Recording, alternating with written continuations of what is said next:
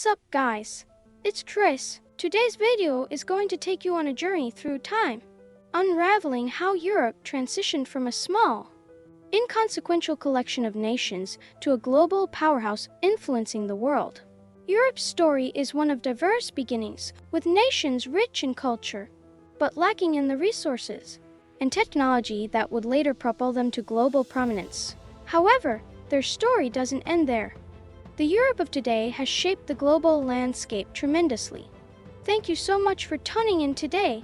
If you find this video interesting, don't hesitate to show some love by hitting that like button. A pivotal factor in Europe's rise was the allure of spices: pepper, cinnamon, nutmeg, and clove. In medieval Europe, these spices were believed to possess mystical properties, finding uses in both cooking and the creation of incense. Their high demand and limited supply channels from Asia meant they fetched premium prices. Around the 14th century, mighty Muslim states began to exert control over trade routes between Asia and Europe. Considering the historical tension and religious differences between Muslim and Christian Europeans, this only added fuel to the existing rivalry. These Muslim powers split the trade routes, imposed heavy taxes, making the already scarce spices harder to procure. This challenge pushed certain European nations to devise alternative solutions to secure spices. Adventurous explorers, backed by their respective monarchs, began to explore maritime routes that could bypass the Muslim-controlled areas. The hope was to reach Asia directly, thus outwitting Muslim countries that were benefiting from high taxes on the spice trade. Europeans began considering sea voyages not only to secure spices at lower prices, but also to undermine the growing Muslim power. During this period, maritime journeys were still rare and risky, requiring vast resources and offering no guarantee of survival. Despite the potential dangers, nations were engrossed in their own conflicts and thus failed to embark on such voyages.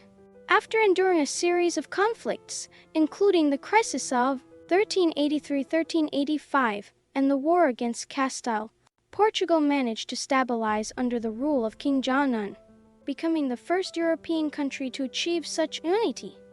Portugal, with newfound stability, began exploring Africa and beyond to find a route to India, rumored to house vast reserves of spices. After about 70 years of exploring, Portuguese ships finally reached Africa's southern tip, bringing them one step closer to their goal, Asia. Their next task was to discover a direct route from Portugal to India, undertaken by Vasco da Gama. While Gama managed to reach India, establishing trusting relationships with the local rulers proved challenging. This failure led to growing hostility between the Portuguese and the Muslims, especially when the Portuguese started disrupting the Muslim-dominated trade routes.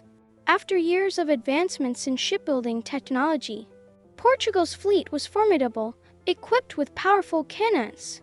This military prowess eventually led to their victory over the Muslim states in naval battles around India.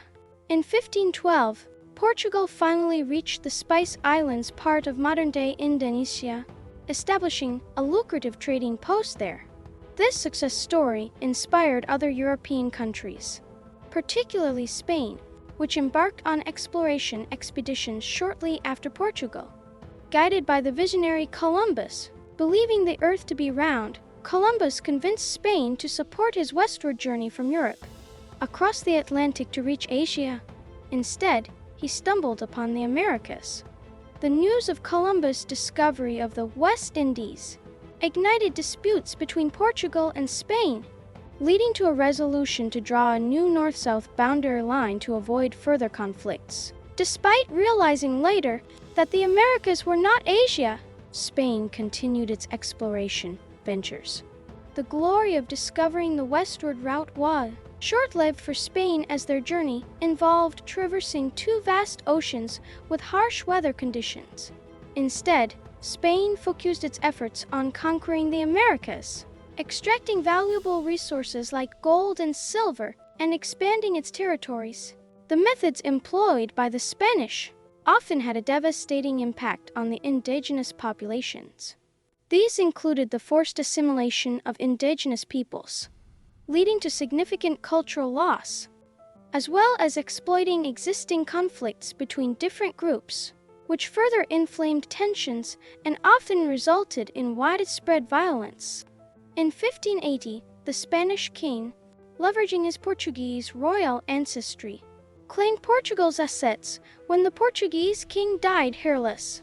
Spain annexed Portugal, extending its influence across the globe. However, Spain's reliance on the easy gold and silver from the Americas led to a neglect of domestic industries, triggering a decline in its national power. Meanwhile, other European nations like the Netherlands were rising, taking over Spanish and Portuguese spheres of influence in Asia and the Americas.